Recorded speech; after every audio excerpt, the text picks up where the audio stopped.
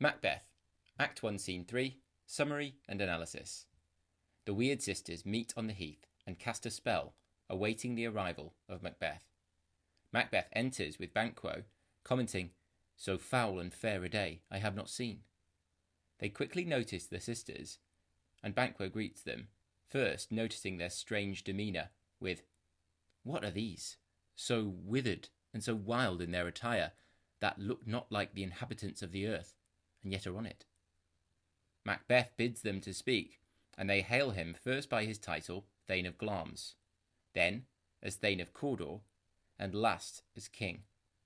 Banquo then interjects and asks them if they can truly see into the future, speak to him.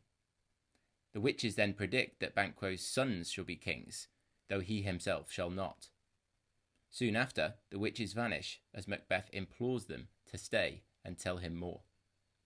The Thanes Ross and Angus then arrive, delivering the news of Macbeth's promotion to Thane of Cawdor, confirming one of the witches' prophecies to Macbeth. As Macbeth eagerly pulls Banquo aside, asking if he hopes his sons will be kings, Banquo warns Macbeth, "Oftentimes, to win us to our harm, the instruments of darkness tell us truths." As Banquo moves away to speak with Ross and Angus, Macbeth speaks alone, ruminating on the possibility of being king, but fearing the possibility of the murder of Duncan, which could secure him the throne. Following this, they all exit for Forres to greet Duncan, with Macbeth telling Banquo they will speak further at another time. Analysis. The scene is the first moment the audience gets to meet Macbeth in the flesh, following his heroic portrayal by the sergeant in Scene 2. But Shakespeare seems to immediately shift the audience's focus from his heroic deeds to a more complex and confused character. Macbeth seems immediately enticed by the witch's prophecies, and his attitude and thoughts are clearly contrasted with the more cautious Banquo, who warns Macbeth not to be taken in by the witch's words. The weird sisters appear again, offering predictions of the future, establishing prophecy as a motif, which is a recurring idea or symbol in the play. The audience is asked to consider who is really in control of the events. Are the witches simply messengers, offering a glimpse into fate? Or are they simply deceiving the characters, twisting their narratives through spells and sorcery?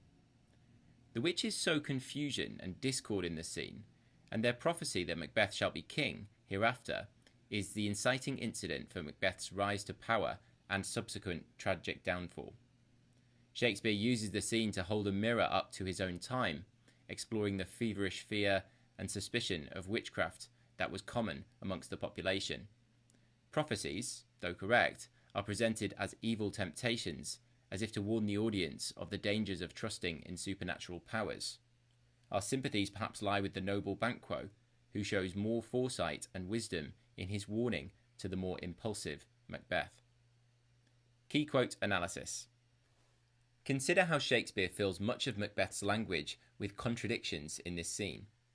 Macbeth enters the stage uttering, "So foul and fair a day I have not seen," a clear parallel of the witch's spell from Scene 1, "Fair is foul and foul is fair."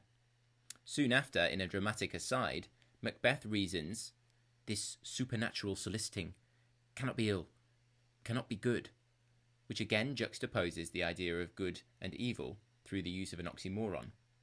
By peppering Macbeth's language with contradictions, Shakespeare not only reminds us of the possibility that Macbeth is under the influence of the witches, but also explores the clear conflict between good and evil in his mind. In contrast to Macbeth's confusion, Banquo's character is more suspicious of the witches. He addresses the witches with a question. "What are these, so withered and so wild in their attire, that look not like the inhabitants of the earth, and yet are on it?"